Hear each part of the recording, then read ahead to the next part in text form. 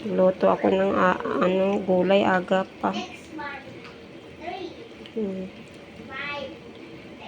Sinahugan ko ng piniritong isda. Ayan.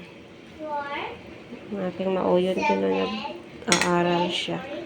Kumukusa lang yung mag-aaral.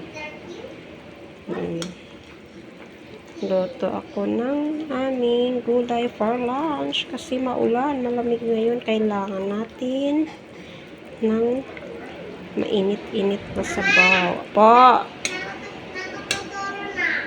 Toro. Ato, sige. Okay.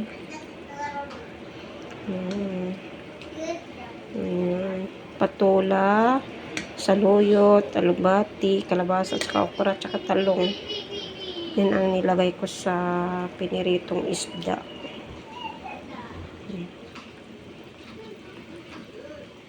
Burger, mama.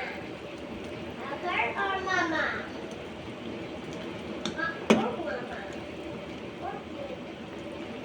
Lapit na. Pahintayin na lang natin maluto yung dahon ng alugbati at saka saluyot.